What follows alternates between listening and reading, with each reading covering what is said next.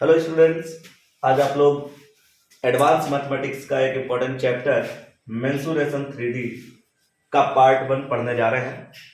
सबसे पहले mensuration 3D में कौन कौन से पार्ट आपको पढ़ने हैं उसके बारे में बात करेंगे।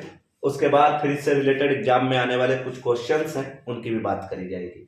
तो सबसे फर्स्ट अगर हम बात करें तो घनाभ इंग्लिश में इसको क्यूबॉइड भी कहते हैं। और घनाभ का जो आकृति होता है वो इस तरीके से बनता है। घनाभ का आकृति, इस आकृति को आयत भी कहते हैं और दो आयत आपस में मिला देने हैं इस तरीके से, ऐसे।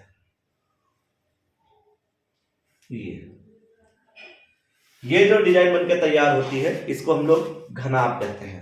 ये 3D का पार्ट है। 3D मतलब 3 डायमेंशनल, जिसमें 3 डायरेक्शंस होती हैं, x, y एंड z। तो इसमें ये वाली जो आपको साइड दिखाई दे रही है, ये वाली, इस साइड को हम लोग लंबाई कहते हैं, लेंथ कहते हैं, L से रिप्रेजेंट करते हैं। और ये जो साइड आप लोगों को दिखाई दे रही है, ये वाली, इसको हम लोग हाइट कहते हैं, H से रिप्रेजेंट करेंगे। और ये जो साइड आपको दिखाई दे रही है, ये चौड़ाई है, B से रिप्रेजेंट करेंगे, ब्रेथ कहते हैं इंग्लिश में इसे। तो इस तरीके से 3 साइडें इसमें होती हैं, लंबाई, चौड़ाई और ऊंचाई। ये है घनाभ। अब अगर बात करें कि घनाभ में कॉर्नर कितने होते हैं, कोने कितने होते हैं, तो आंसर है 1 2 3 4 5 6 7 8। तो इसमें 8 कोने होते हैं। अब अगर बात करी जाए कि इसमें फेस कितने होते हैं, तो यहां पे हम लिख भी रहे हैं 8 कोने होते हैं इसके अंदर। और अगर सेकंड बात करी जाए तो इसमें 6 फलक होते हैं। 6 फलक, फलक को इंग्लिश में फेस भी कहते हैं, याद रखें। तो इसमें 6 फेसेस होते हैं। सामने से आपको कुछ फेसेस दिखेंगे, कुछ नहीं भी दिखेंगे।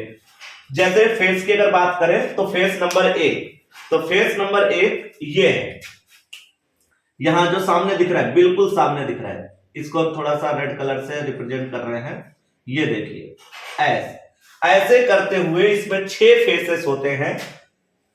अब सबसे पहली इंपॉर्टेंट बात घनाभ के लिए कि घनाभ का आयतन निकालना पड़ेगा। तो घनाभ का जो आयतन होता है, घनाभ का आयतन या वॉल्यूम ऑफ क्यूबॉइड, इसका आयतन का फार्मूला होता है लंबाई गुणे चौड़ाई गुणे ऊंचाई। ये इसका फार्मूला रहता है। या इसको हम ऐसा भी लिख सकते हैं, लंबाई को लेंथ से L, इसको ब्रेथ, इसको हाइट।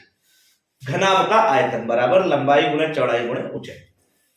पॉइंट नंबर अगर 2 की बात करें तो घनाभ का संपूर्ण पृष्ठ, घनाभ का संपूर्ण पृष्ठ। तो घनाभ का संपूर्ण पृष्ठ वाला फार्मूला होता है 2 bracket LB plus BH plus HL। L मतलब लंबाई, B मतलब चौड़ाई, लंबाई गुणे चौड़ाई, चौड़ाई गुणे ऊंचाई, ऊंचाई गुणे लंबाई। यह घनाभ का संपूर्ण पृष्ठीय क्षेत्रफल होता है। पॉइंट नंबर अगर तीसरे की बात करें तो घनाभ का विकर्ण, इंपॉर्टेंट ये भी है फार्मूला, विकर्ण से सवाल आता रहता है। घनाभ का विकर्ण, ठीक है। तो घनाभ का विकर्ण बराबर फार्मूला होता है अंडर रूट के अंदर, ये रूट होता है, अंडर रूट के अंदर L square plus B square plus H square, लंबाई का स्क्वायर प्लस चौड़ाई का स्क्वायर प्लस ऊंचाई का स्क्वायर। ये घनाभ का विकर्ण होता है, ठीक है। घनाभ का विकर्ण इस तरीके से, ये घनाभ का विकर्ण है। तो घनाभ का विकर्ण भी आपके सामने हो गया है। सबसे पहला घनाभ का आयतन, लंबाई गुणे चौड़ाई गुणे ऊंचाई। घनाभ का संपूर्ण पृष्ठ 2 bracket LB plus BH plus HL। और तीसरा पॉइंट है घनाभ का विकर्ण बराबर L square plus B square plus H square. सभी स्टूडेंट इसको नोट डाउन करेंगे। इसके बाद में हम लोग इसका एक और प्रोसेस देखेंगे। तब तक आप लोग इसको नोट डाउन करें, फिर उसके बाद हम अगला पॉइंट आपके सामने रखते हैं। और चौथा पॉइंट इसका, घनाभ का संपूर्ण पृष्ठ अगर ज्ञात करना हो, यह भी इंपॉर्टेंट पॉइंट है, इसको देख लीजिए। घनाभ का संपूर्ण पृष्ठ अगर ज्ञात करना है, यदि घनाभ की तीनों भुजाओं का योग, मतलब लंबाई, चौड़ाई और ऊंचाई, तीनों भुजा का योग दे दिया जाए और एक विकर्ण भी दे दिया जाए, तब घनाभ का संपूर्ण पृष्ठ कैसे निकाला जाता है, तो उसका डायरेक्ट फार्मूला है तीनों भुजाओं का योग का स्क्वायर माइनस विकर्ण का स्क्वायर। अगर इसका स्क्वायर करके इसके स्क्वायर से घटा दोगे तो संपूर्ण पृष्ठ का आंसर आ जाएगा। ठीक है, तो ये है घनाभ के इंपॉर्टेंट पॉइंट्स। सही बच्चे इनको नोट कर ले। इसके बाद हम लोग घन के सारे पॉइंट को चेक करेंगे। अब सभी लोग घनाभ के बाद में इसका नेक्स्ट टॉपिक है घन, क्यूब कहते हैं इंग्लिश में। तो क्यूब के लिए कैसे आप लोग डिजाइन बना रहे होंगे, तो इसके लिए सबसे पहले एक वर्ग की जरूरत होती है, इसको वर्ग कहते हैं, जिसकी चारों भुजाएं बराबर हो उसको वर्ग कहते हैं। और इसी में एक वर्ग को और जोड़ दिया जाएगा इस तरीके से, इसको यहां से मिला देते हैं, इसको यहां से मिला देते हैं, इसको यहां से मिला देते हैं, इसको यहां से मिला देते हैं। ये जो आकृति आपको दिखाई दे रही है, इस आकृति को हम लोग घन कहते हैं। ठीक है, घन में सभी भुजाएं बराबर होती है, जितनी ये है उतनी ही ये है और उतनी ही ये है। तो इसमें लंबाई चौड़ाई ऊंचाई की कोई बात ही नहीं है, सबके सब आपस में बराबर होते हैं। मतलब अगर हमने ये वाली भुजा ए लिख ली ना, तो फिर ये वाली ए, ये वाली भी ए, सब ए हो जाएंगी। अब यहां से आते हैं कि इसमें कोने क्या होते हैं, बिल्कुल सेम होते हैं, 8 कोने होते हैं इसमें। अगर कोई पूछे फलक कितने होते हैं, बिल्कुल उतने ही फलक होते हैं, 6 फलक होते हैं इसमें। अब आ जाओ सबसे पहला पॉइंट की बात करें तो घन का आयतन। तो घन का आयतन क्या होता है, तो घन का आयतन होता है भुजा क्यूब। घन का आयतन होता है भुजा क्यूब, भुजा ए है, ए का क्यूब कर दे। पॉइंट नंबर 2 की अगर बात करें कि घन का संपूर्ण पृष्ठ कितना होता है, तो घन का जो संपूर्ण पृष्ठ होता है वो होता है 6 इंटू में भुजा का स्क्वायर, 6 गुणे में भुजा का स्क्वायर, मतलब इसका स्क्वायर कर दीजिए। और पॉइंट नंबर अगर 3 की बात करें कि घन का विकर्ण क्या रहता है, तो घन का जो विकर्ण होता है, घन का विकर्ण होता है भुजा, घन का विकर्ण होता है भुजा √3। ठीक है, भुजा ए हो गई, √3 हो गया। ये बेसिक 3 इंपॉर्टेंट फार्मूले घन के लिए। घन का आयतन भुजा की पावर 3, घन का संपूर्ण पृष्ठ 6 इंटू भुजा स्क्वायर, और घन का विकर्ण होता है भुजा √3। ठीक है, तो सभी बच्चे घन को नोट डाउन करेंगे। इसके बाद 3D का एक और कॉन्सेप्ट आपके सामने आ रहा है। इसका नेक्स्ट पॉइंट, यदि घन का विकर्ण दिया हो, यह बहुत ही इंपॉर्टेंट पॉइंट है, यदि घन का विकर्ण दिया हो तब आयतन निकालने को अगर कह दे वो तुमसे, घन का विकर्ण दे दे और कहे आयतन बताओ घन का क्या होगा, बहुत ही इंपॉर्टेंट है। तो इसका फार्मूला हो जाएगा विकर्ण अपॉन √3 का होल क्यूब, ये हो जाएगा। ठीक है, विकर्ण दे दिया जाएगा, आयतन आपको निकालना है, तो जो विकर्ण दिया जाए वो लिख दो, बटे √3 लिख दो और होल क्यूब कर दो, तुरंत आयतन निकल आएगा। तो ये फार्मूला बहुत ही इंपॉर्टेंट रहेगा क्वेश्चंस के लिए। ठीक है, तो आप सभी लोग इसको नोट करें और इसके बाद हम इसको रफ करते हैं, और रफ करने के बाद 3D का नेक्स्ट टॉपिक बेलन। 3D का नेक्स्ट टॉपिक बेलन, सिलेंडर। सिलेंडर सबसे पहले इसका आकृति देख लेते हैं कि बेलन की आकृति कैसी होती है। तो भाई ये बेलन की आकृति होती है, सभी स्टूडेंट ध्यान से देख ले, ये बेलन की आकृति होती है ऐसे, ये बेलन की आकृति है। आप सभी स्टूडेंट को हम एक बात बताना चाह रहे हैं, वो भी आप लोग बहुत ध्यान से सुन लो कि बेलन की आकृति में ये जो आपको लाइन दिखाई दे रही है, एक्चुअली में लाइन नहीं होती है, इसको हम लोग वक्र पृष्ठ कहते हैं। ध्यान रखना, इसको हम लोग वक्र पृष्ठ कहा करेंगे। और ये पूरा एक ही होता है, ये अलग अलग दो चीजें नहीं है। जैसे ये मार्कर है, ये बेलन है, ये पूरा ऐसे घुमा है, तो ये पूरा जो ऐसे घुमा है ना, इसी को वक्र कह रहे हैं, याद रखना। तो इस पूरे को वक्र कहा जाता है, तो ये वक्र पृष्ठ है। और यहां पर ये जो ऊपर आपको शेप दिखाई दे रहा है, इस शेप को हम लोग वृत्त जैसा मानते हैं, और इस नीचे वाले को भी वृत्त मानते हैं। तो एक वक्र पृष्ठ होता है, 2 इसमें वृत्त होते हैं। ये जानकारी आपको रखनी है। ठीक है, अब इसके बिल्कुल सेंटर पे आओ, कतई सेंटर पे, मध्य बिंदु पे, और मध्य बिंदु से ये रेखा ऐसे मिला दोगे ना, तो ये त्रिज्या कहलाएगी। आर मतलब रेडियस, मतलब त्रिज्या। और इसको आप लोग ऐसे नीचे मिला सकते हैं ऐसे, तो यहां से यहां तक मिलाओगे ना, तब भी वही चीज है, वो भी रेडियस, एक ही चीज है, एक ही नाप की दोनों चीजें, इन दोनों को रेडियस कहते हैं। और ये यहां से लेके यहां तक की जो लाइन है ना, इसको हम लोग हाइट कहते हैं, ये हाइट ऑफ सिलेंडर। ठीक है, तो ये ऊंचाई हो गया, ये त्रिज्या हो गया, आर से रेडियस होता है। ठीक है, तो यहाँ पे आपको लिख लेना है, आर को हम लोग कहेंगे त्रिज्या, इंग्लिश में इसको रेडियस कहते हैं और एच को कहेंगे ऊंचाई, ठीक है, इसको हाइट कहते हैं। तो अब इसके कुछ फार्मूले हैं वो देखते हैं। पॉइंट नंबर 1, बेलन का वक्र पृष्ठ, सबसे पहले बेलन का वक्र पृष्ठ, ठीक है, curve surface area of cylinder. तो बेलन का वक्र पृष्ठ क्या होता है? तो बेलन का वक्र पृष्ठ जो होता है स्टूडेंट वो होता है 2 पाई आर एच, ठीक है, 2 पाई आर एच। अब यहां से हम आपको बता दें, जहां 2 पाई आर जो दिख रहा है ना सबको, ये 2 पाई आर इतना, इसको हम लोग एक और नए फार्मूले के नाम से भी जानते हैं। 2 पाई आर जो होता है वो वृत्त की परिधि भी होती है। सभी स्टूडेंट ये भी याद कर लें, इसको वृत्त की परिधि भी कहते हैं, ठीक है। तो 2 पाई आर वृत्त की परिधि। तो अब तुम लोग ये भी सोच रहे होंगे कि परिधि गुणे ऊंचाई ही वक्र पृष्ठ होता है। बिल्कुल सही है कि अगर परिधि की गुणा अगर ऊंचाई से कर दोगे तो वक्र पृष्ठ निकल आएगा। पॉइंट नंबर अगर सेकंड की बात करें तो हम लोग यहाँ पे देखेंगे बेलन का संपूर्ण पृष्ठ की बात करेंगे। बेलन का संपूर्ण पृष्ठ, ठीक है, total curve surface area of cylinder की बात करने वाले हैं। तो देखिए कर्व सरफेस एरिया टोटल कितना कैसे निकाला जाता है। तो देखो सबसे पहले अगर बात करें ये और ये, इसको कहते हैं वक्र पृष्ठ। तो यहां पे लिखेंगे भाई वक्र पृष्ठ का क्षेत्रफल, बहुत आराम से देखना, वक्र पृष्ठ का क्षेत्रफल प्लस फिर ये ऊपर वाली आकृति नहीं, इसको वृत्त कहते हैं, तो लिखेंगे वृत्त का क्षेत्रफल, बहुत आराम से देखे रहिए, वृत्त का क्षेत्रफल प्लस, क्योंकि हम लोग यहाँ पे संपूर्ण पृष्ठ की बात कर रहे हैं। तो देखो ये वाली भी आकृति हो गई, ऊपर वाली आकृति भी हो गई, अब नीचे वाला भी वृत्त बचा है, ये वाला वृत्त इतना बचा है, इसको भी जोड़ लीजिए तभी तो कुल आएगा। तो यहाँ पे लिखेंगे प्लस वृत्त का क्षेत्रफल, मतलब यहाँ पे 2 वृत्त होते हैं तो दोनों को हम लोगों ने जोड़ दिया, ऊपर वाला वृत्त फिर ये नीचे वाला वृत्त। अब इनका क्षेत्रफल का सूत्र लगाइए, वक्र पृष्ठ का क्षेत्रफल ये लिखा ऊपर 2 पाई आर एच प्लस वृत्त का क्षेत्रफल होता है पाई आर स्क्वायर प्लस फिर ये वृत्त का क्षेत्रफल, इसका भी सूत्र होता है पाई आर स्क्वायर। तो 2 pi R H plus pi R square जोड़ दो तो जुड़ के हो जाएगा 2 pi R square, pi R square जुड़कर 2 पाई आर स्क्वायर। यहां से कॉमन हो रहा है, देखो 2 pi common, R common, bracket start. अगर 2 पाई आर यहां से कॉमन हो गया तो यहां क्या बचा, तो यहां तो एच बचा प्लस यहां से 2 पाई कॉमन हो गया, आर की घात 2 थी, एक आर कॉमन हो गई, एक आर अभी भी बची, तो ये इसका फार्मूला हो जाएगा।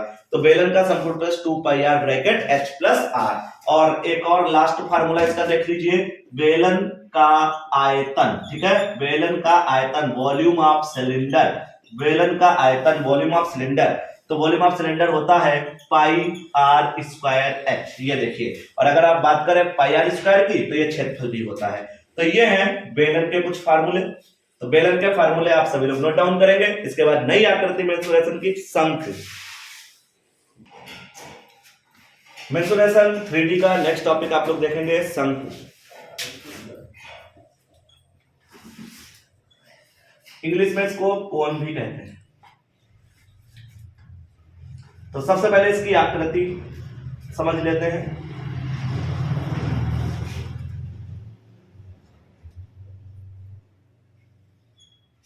ये कोन की आकृति है और आप लोगों को मालूम होना चाहिए ये जो 2 लाइनें हमने खींची है ना, इनको वक्र भी कहते हैं, इनको वक्र भी कहते हैं। इसी लाइन को तिरछी ऊंचाई भी कहते हैं, तिरछी ऊंचाई भी कहते हैं।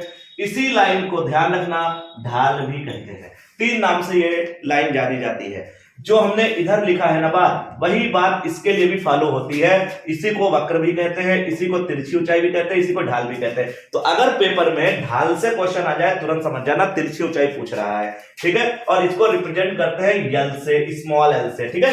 तिरछी ऊंचाई को यल से, ढाल को भी यल से, वक्र को भी यल से, याद रखेंगे। मतलब इस वाली लाइन को हम लोग वक्र कहते हैं, इस वाली लाइन को भी वक्र कहते हैं, ठीक है। ये वक्र की बात हम कर रहे हैं। अभी हम इसके क्षेत्रफल की बात करेंगे, ठीक है। और नीचे अगर देखो तो एक वृत्त है, तो ये कैसे बना, 2 लाइन ये और एक नीचे वृत्त, तो वक्र प्लस वृत्त, इसमें एक ही वृत्त होता है, सिलेंडर में 2 होते हैं।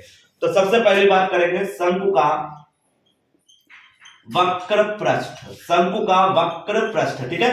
Curve surface area of cone, तो curve surface area of cone क्या होता है, शंकु का वक्र पृष्ठ क्या होता है, तो फार्मूला होता है पाई आर एल। ये देखिए पाई आर एल, जहां L क्या है तो हम लिख देते हैं, जहां L बराबर तिरछी ऊंचाई, जहां L बराबर तिरछी ऊंचाई, इसको इंग्लिश में स्लैंट हाइट भी कहते हैं। और इसका फार्मूला भी होता है L स्क्वायर बराबर H square plus R square. अब सभी बच्चे ध्यान दें, एच और आर कहां पे है, यल तो समझ गए कि ये लाइन एल है। तो अब यहां पे आप सेंटर पे आ जाओ, सेंटर से इसको ऐसे मिला दो तो ये लाइन आपकी बन जाएगी त्रिज्या, इसको कहेंगे रेडियस, ये बन गई त्रिज्या। और अगर आप कोण के यहां से बिल्कुल पकड़ के और इस पॉइंट को मिला देते हैं ना, तो ये ऊंचाई आपकी कहलाएगी सीधी ऊंचाई, जिसको कहा जाता है एच। ठीक है, तो यल स्क्वायर बराबर H square plus R square, ये एल निकालने का प्रोसेस है। उसके बाद में नेक्स्ट फार्मूले की अगर बात करें तो शंकु का संपूर्ण पृष्ठ। ठीक है, तो नेक्स्ट फार्मूला हो जाएगा शंकु का संपूर्ण पृष्ठ। तो शंकु का संपूर्ण पृष्ठ क्या होता है, तो फार्मूला होता है pi R bracket L plus R, ये फार्मूला होता है। अगर हम बात करें शंकु का संपूर्ण पृष्ठ निकालने का, तो आप लोगों को बता दें कि शंकु का संपूर्ण पृष्ठ निकलता कैसे है। तो आंसर है वक्र पृष्ठ और इसमें ये वृत्त का क्षेत्रफल जोड़ दो। तो शंकु का वक्र पृष्ठ होता है पाई आर एल और इतना वृत्त का जो क्षेत्रफल होता है वो होता है पाई आर स्क्वायर। दोनों को जोड़कर आप कॉमन ले लीजिए, तो पाई आर कॉमन मिलेगा, जैसे पाई आर कॉमन मिलेगा ये आ जाएगा L plus R. Point number 3 होता है शंकु का आयतन। तो शंकु का आयतन वॉल्यूम ऑफ कोन, तो वॉल्यूम ऑफ कोन क्या होता है, तो वॉल्यूम ऑफ कोन होता है 1/3 पाई आर स्क्वायर एच। तो वॉल्यूम ऑफ कोन होता है 1/3 पाई आर स्क्वायर एच। ये है शंकु के बेसिक फार्मूले, जहां से आपके एग्जाम में क्वेश्चंस पुट अप होते हैं, बनते भी हैं। तो आप लोगों को ये फार्मूले याद कर लेने हैं शंकु के। इसके बाद हम लोग इसका नेक्स्ट टॉपिक पढ़ेंगे गोला। तो गोला के फार्मूले भी आप लोगों को नोट डाउन कराने वाले हैं।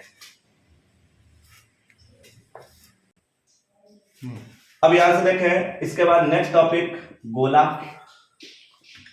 गोला को इंग्लिश में स्फेयर कहते हैं, तो गोले को स्फेयर कहते हैं।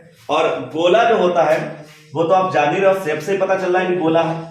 तो यहां से हम इसको गोलाकृति के रूप में बना लेते हैं। लेकिन बस दिक्कत यह है कि गोला अंदर से ये इस तरीके से सॉलिड होता है, ये बात आपको ध्यान रखनी है। गोला अंदर से ये सॉलिड रहेगा, ठीक है, ठोस रहेगा गोला अंदर से। और बिल्कुल ऐसी आकृति आपको वृत्त में भी दिखेगी, लेकिन वृत्त अंदर से खोखला होगा, गोला अंदर से ये इस तरीके से सॉलिड होगा। ठीक है, ये बात आपको जानकारी में रखनी है। तो सबसे पहले हम यहाँ पर एक बिंदु रख लेते हैं, सेंटर, ऐसे केंद्र रख लेते हैं और इस केंद्र को इससे मिला देते हैं, तो ये रेखा बन जाएगी त्रिज्या, इसको त्रिज्या कहेंगे। और इसको जब ऊपर ऐसे मिला देंगे तो ये ऊंचाई नहीं है, ये रेखा भी त्रिज्या ही है। ठीक है, ये भी त्रिज्या है, इसमें त्रिज्या और ऊंचाई आपस में बराबर होती है, ये बात आपको याद रखनी है। गोले में r बराबर h ही होता है, मतलब गोले की ऊंचाई और त्रिज्या आपस में बराबर होती है। ठीक है, तो अब इसका शुरू करते हैं फार्मूला नंबर 1 गोले का। तो गोले का फार्मूला सबसे पहले लिखते हैं गोले का आयतन। ठीक है, गोले का आयतन। तो गोले का जो आयतन होता है, गोले का जो आयतन होता है वो होता है 4/3 pi R cube, 4/3 pi R cube. Second point ये होता है कि गोले का संपूर्ण पृष्ठ जो होता है उसको वक्र पृष्ठ भी आप कह सकते हो। तो गोले का संपूर्ण पृष्ठ जो क्षेत्रफल होता है वो होता है 4 पाई आर स्क्वायर। अगर थर्ड पार्ट की बात करें तो अब यहां से अर्ध गोले की बात करेंगे।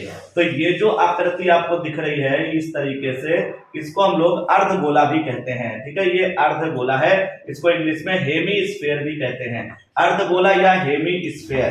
तो ये इसकी रेडियस हो जाएगी। ठीक है, ये इसकी रेडियस हो जाएगी। तो यहाँ पे लिखते हैं अर्ध गोले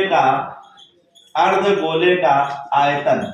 तो अर्ध गोले का जो आयतन होता है वो होता है 2/3 pi R cube, 2/3 pi R cube अर्ध गोले का आयतन होता है। और अगर इसके बाद हम बात करें अर्ध गोले का संपूर्ण पृष्ठ, अर्ध गोले का संपूर्ण पृष्ठ, ठीक है, पूरे गोले का 4/3, अर्ध गोले का उसका आधा कर दो 2/3। तो अर्ध गोले का जो संपूर्ण पृष्ठ होता है वो होता है 3 पाई आर स्क्वायर। अर्ध गोले का संपूर्ण पृष्ठ जो होता है वो 3 पाई आर स्क्वायर होता है। तो सभी स्टूडेंट ध्यान रखें कि मेंसुरेशन 3D जो कॉम्पिटिटिव एग्जाम के लिए भी इंपॉर्टेंट पार्ट है, एडवांस मैथमेटिक्स में आता है। तो इससे रिलेटेड जितना भी पार्ट इसमें आता है वो हमने कवर करने की पूरी कोशिश करी है। तो आपको बताया सबसे पहले घन, फिर उसके बाद घनाभ, घनाभ के बाद में फिर हम लोगों ने बेलन पढ़ा, बेलन के बाद शंकु पढ़ा और गोला पढ़ा। तो ये इतनी आकृतियों के साथ आपको फार्मूला भी बताए गए हैं। आप सभी लोग इन फार्मूलों को याद करें, देखें, इनको ट्राई करें, और अब इन पर इंपॉर्टेंट कुछ क्वेश्चंस भी हैं, वो भी हम आपके सामने लाने वाले हैं।